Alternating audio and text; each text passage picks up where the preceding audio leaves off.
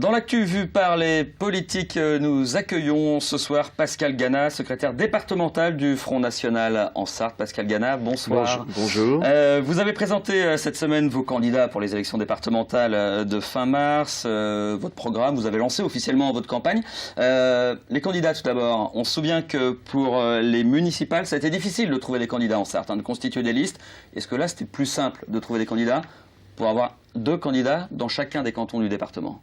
Non, c'était aussi difficile puisque ça n'était pas seulement 2 candidats, c'était 2 candidats, les binômes dont on parle dans la presse, plus 2 suppléants, plus un mandataire financier. C'était en réalité 105 personnes à trouver sur tout le département. Et ça n'est pas évident de s'engager publiquement en politique, d'autant plus que je crois que la politique souffre d'un certain désintérêt ces derniers temps. C'est encore plus difficile de s'engager publiquement quand c'est pour le Front National ou le Rassemblement Bleu Marine? Je pense, parce que c'est vrai que la diabolisation, ça n'est pas un vain mot. Beaucoup de gens ont parfois des problèmes professionnels ou des pressions de leur entourage. Des épouses, parfois en France, ça existe encore, subissent des pressions, des maris qui leur disent comment, mais moi, je ne milite pas, pourquoi milites-tu? Voilà. Donc tout cela fait un ensemble de réactions psychologiques qui rendent la candidature plus difficile. C'est pour ça que sur votre liste, on trouve les noms similaires. Des Gana, vous êtes 3, hein. Oui. Des Lot, il y en a 2, mari et femme, j'imagine. Bien sûr. C'est une solution trouvée? C'était une solution, puis en même temps, nous sommes vraiment une famille de militants, puisque moi, mon épouse est également candidate dans un autre département. Et donc, ma fille était sur la liste aux élections municipales, déjà, au Mans, une de mes filles.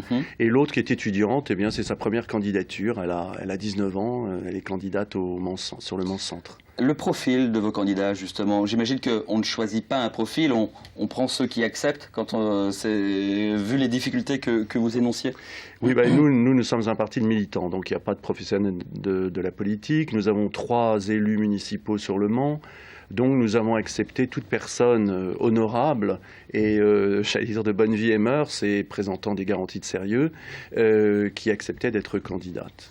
Je me suis livré à un léger calcul, un tout petit calcul. Il y a, si je ne me suis pas trompé, 9 personnes sur 42 qui ont plus de 70 ans.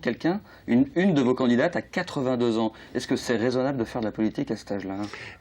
Nous nous sommes posé la question, nous lui avons posé la question d'ailleurs, et nous avons même posé la question à ses enfants, alors qu'elle a toute sa tête, elle l'a fait vraiment très librement, mais nous ne voulions pas, si vous voulez, user peut-être d'un enthousiasme. C'est quelqu'un qui était déjà sur la liste municipale au Mans, et elle a souhaité, elle a dit pourquoi les personnes âgées, après tout, dans la mesure où j'ai toutes mes capacités intellectuelles et physiques, elle se déplace, elle habite le Mans, et elle est tout à fait capable, je pense, de siéger dans un conseil général. Le Mans 7, Arnaud Menu, ancien rédacteur en chef de Novo Presse, qui est en gros l'organe de presse du bloc identitaire, alors qui a quitté oui, tout à fait. Novo Presse depuis le 3 février. Alors il y a un lien immédiat qui avait été refusé avant les municipales, c'est-à-dire que ces liens Rassemblement Bleu Marine, bloc identitaire, peuvent exister oui, aujourd'hui. alors disons que là c'est un contexte particulier. Arnaud est adhérent du Ciel, qui est un parti qui regroupe justement des gens qui viennent d'ailleurs. Souveraineté, identité, liberté, je crois. Liberté, voilà. Et donc il a quitté les identitaires et il a rejoint le Ciel, et le Ciel fait partie du Rassemblement Bleu Marine. Tout ça, ce sont des rassemblements, des regroupements qui visent à attirer autour du Front National d'autres gens, d'autres personnes. Donc ça permet, par exemple, le Ciel a invité Chantal Delsol, qui est membre de l'Institut, pour une conférence. Elle n'est absolument pas adhérente, elle n'est pas politique, c'est une intellectuelle. Mais si vous voulez, elle accepte plus facilement, je pense, de venir comme cela auprès d'un organisme ou d'un parti qui n'est pas le Front. L'idée, c'est l'idée de fédérer les énergies. Arnaud Menu aurait pu être candidat s'il avait encore été Red-Chef de Novo Presse? Non. Ah, c'est clair. Votre objectif, la moitié de vos candidats au second tour, c'est bien cela? C'était l'objectif que nous avions fin janvier. lorsque nous avons fait la galette des rois traditionnelle. Et j'ai le sentiment, et d'ailleurs je ne suis pas le seul, des observateurs du Sarthois le disent aussi, que l'objectif des 3/4 des cantons est possible. Alors je ne veux pas faire de pronostic, parce qu'en matière électorale c'est toujours hasardeux et un peu surtout prétentieux, mais je pense que c'est possible. 3/4 des cantons, un candidat FN au second tour. Oui. Votre préférence face au PS, face à l'UMP? Nous n'avons pas de préférence. Non, Disons vous avez que plus de chances de battre un candidat UMP ou PS au second tour? C'est très difficile à dire. Vous savez, les cantonales, enfin les départementales maintenant, puisque c'est leur nouveau nom, sont des élections locales. Alors il y a des conjonctures qui sont tellement différentes d'un endroit à l'autre. En théorie, il est plus facile, effectivement, de battre un candidat de gauche, puisqu'on peut penser qu'une partie de l'électorat UMP se ralliera à la candidature au candidat du Front National au second tour.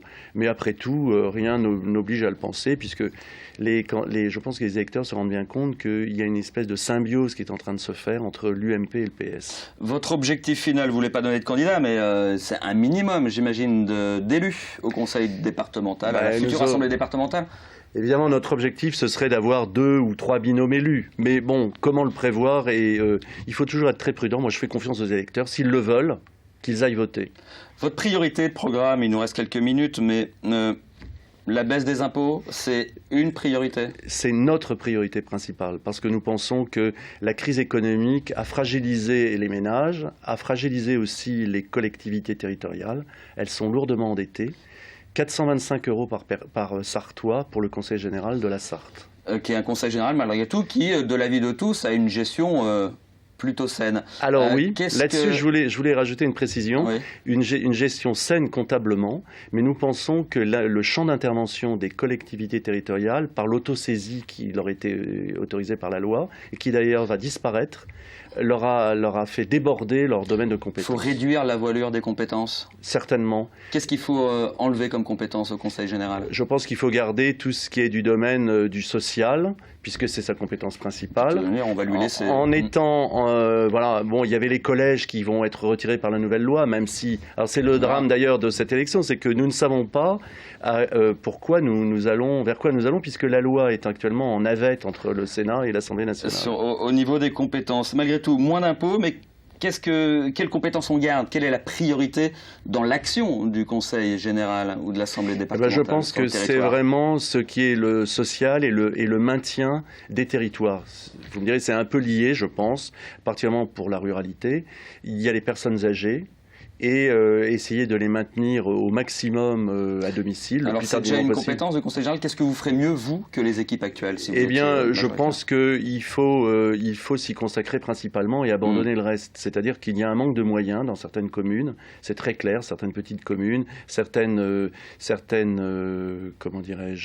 associations de communes, communautés de communes ne parviennent pas à assumer la totalité de cela, ou avec des personnels en nombre insuffisant. Votre type de campagne, ça va être quoi? Ça va être des meetings, du porte-à-porte, des réunions publiques dans les petites communes, justement? Je pense plutôt du porte-à-porte. Nous pensons que les gens viennent très peu aux réunions publiques. Donc le mieux, c'est le porte-à-porte, c'est la rencontre. Pas un grand meeting de fin de campagne, par exemple, avec une tête d'affiche nationale? Ça n'est pas prévu. Les têtes d'affiche nationales ont 100 départements à visiter. Ça, c'est pas une priorité.